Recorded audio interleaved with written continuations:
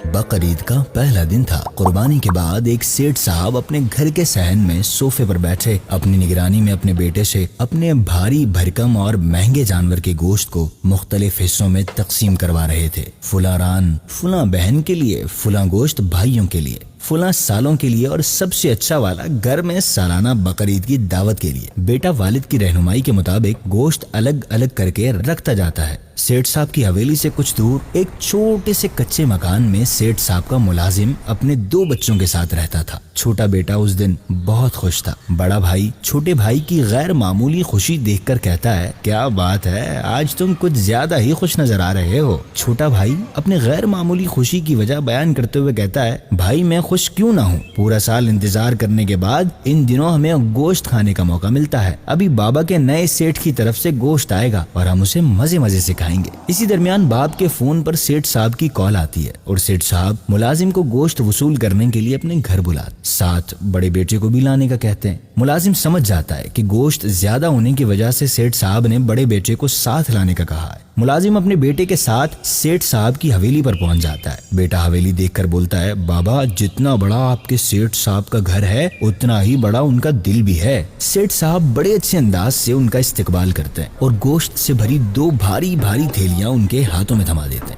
बाप बेटे शुक्रिया के साथ वहाँ से रवाना होने लगते हैं। सेठ साहब पीछे से आवाज देते हैं और कहते हैं, मुझे और मेरे घर वालों को अपनी दुआओं में याद रखना। मुलाजिम शुक्रिया अदा करते हुए बेटे के साथ वहाँ से रवाना हो जाता है। अपने घर पर पहुँचता है। घर में दाखिल होते ही छोटा बेटा बाप से कहता है, बाबा आपके सेठ तो बड़े दिल वाले हैं, 2-2 थैलियां दे दी। हाँ बेटा, उनका दिल बहुत बड़ा है और जब तुम गोश्त खाओ तो उनके और उनके घर वालों के लिए खूब दुआएं करना। बड़ा बेटा गोश्त की थैली खोलकर उसमें देखने लग जाता है। थैली में देखते ही बड़े बेटे का मुंह उतर जाता है और वो मायूस हो जाता है। बाप उसका मायूस चेहरा देखकर कहता है, बेटा क्या हुआ, मुंह क्यों उतर गया। बेटा गोश्त की थैली बाप के सामने कर देता। थैली में देखने पर बाप को उस थैली में सिर्फ हड्डियां नजर आती हैं। बाप बड़े बेटे से कहता है, बेटा दूसरी थैली में देखो, क्या पता उसमें साफ गोश्त हो। बेटा एक नई उम्मीद के साथ बाप के हाथ से थैली लेकर उसमें देखता है तो उसमें चर्बी होती है। छोटा बेटा दोनों थैलियों में सिर्फ बिना गोश्त की हड्डियां और चर्बी देखकर अपने मायूस चेहरे के साथ बाप को देखता है और कहता है, बाबा आपके सेठ साहब वाकई दुआ के मुस्तहिक हैं, अल्लाह पाक उन्हें हिदायत दे और उन पर रहम फरमाए। हमारे प्यारे आका सल्लल्लाहु अलैहि वसल्लम ने फरमाया,